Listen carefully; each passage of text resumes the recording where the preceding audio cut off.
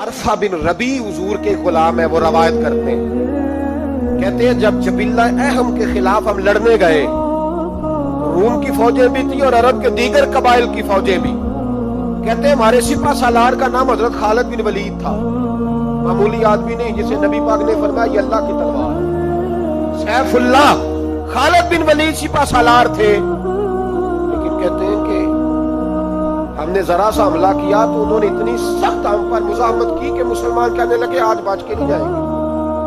कहते हम सारे हजरत खालिद बिन वलीद के करीब गए, ये कोई हमने नहीं हवाला लिखा, ये तारीख इस्लाम, वो सारे मसालक पर थे।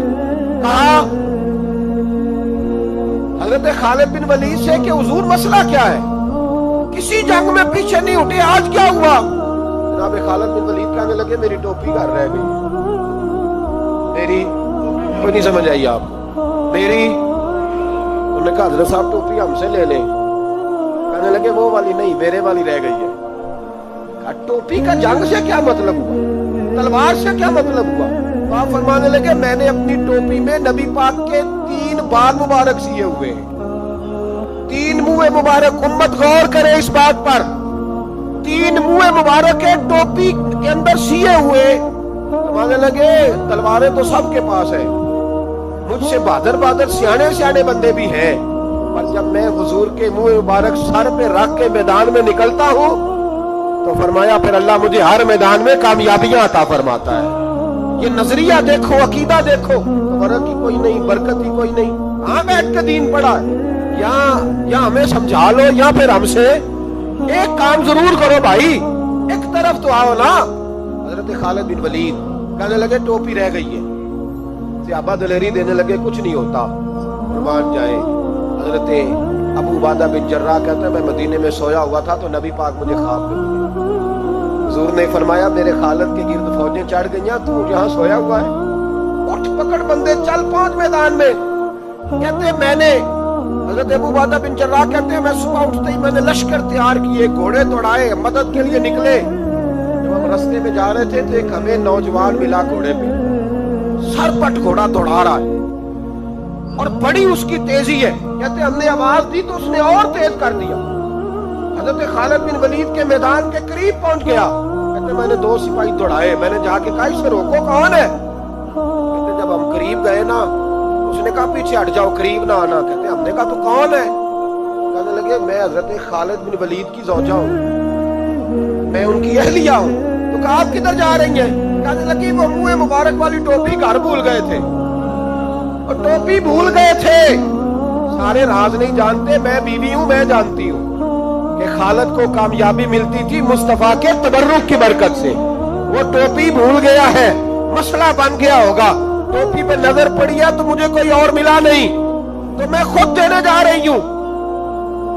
हजरत अबू उबादा बिन जर्राह कहते हमने कहा कि हमें दे दो बहन, हम दे देंगे। कहने लगे नहीं, हमें पता है इसका अदब किस तरह करना है, क्योंकि हमारे घर में रहती है तो हमें पता है अदब। यारो अगर ये जायका ही नहीं तो फिर तुझे हुजूर की इज्जत का पता ही नहीं, अगर तू हुजूर के तबर्रुक से आशना ही नहीं फिर तुझे पता ही नहीं रसूलुल्लाह के मकाम का।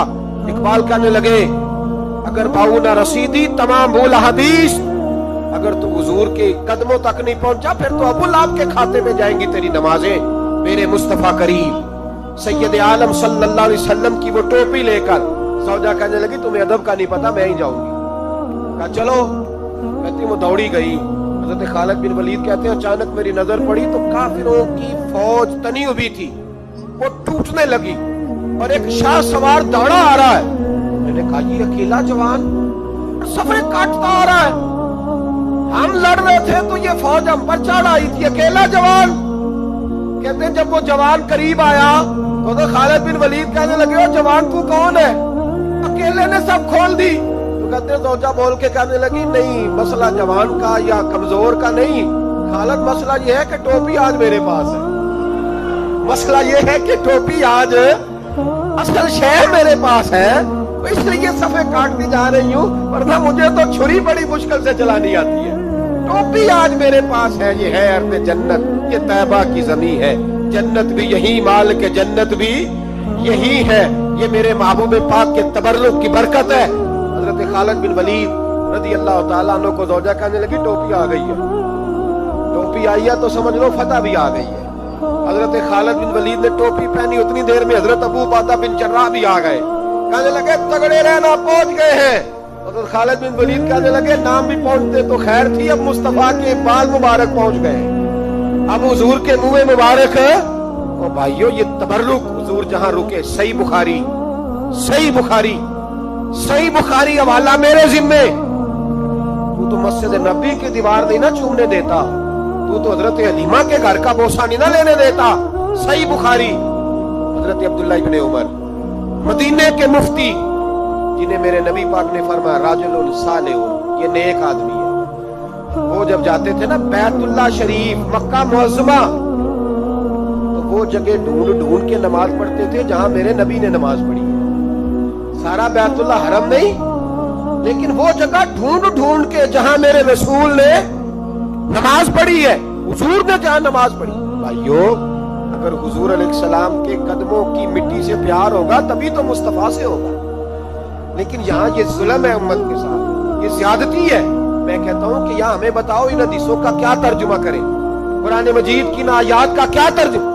حضرت ام سلمہ حضور کی زوجہ ہے، بخاری مسلم، کے پاس حضور کا اقبال مبارک تھا، چاندی کی ڈیبیا میں بند کر کے رکھا ہوا، جو لا علاج مریض ہوتا وہ حضرت ام سلمہ کے پاس لایا جاتا، وہ کہتی پیالے میں تھوڑا پانی لاؤ، پیالے میں پانی آتا تو وہ منہ مبارک کو پیالے میں ذرا بھگو دیتی، کہتی لو پی لو اللہ شفا عطا کر دے۔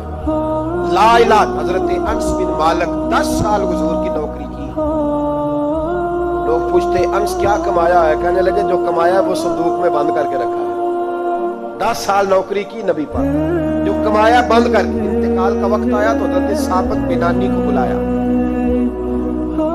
آپ کے شاگرد تھے، کہنے لگے جب بکسا کھول کے لا، کھول کے لائے تو ایک ڈبیا نکلی، فرمایا اسے بھی کھول، جب اسے بھی کھولا ایک منہ مبارک نکلی، کل زندگی کی کمائی، نبی پاک کا اقبال مبارک، کہا اس کا کیا کرنا ہے، فرمانے لگے جب مر جاؤں نا غسل دے کے تو میری منہ کھول کے زبان کے نیچے رکھ دینا۔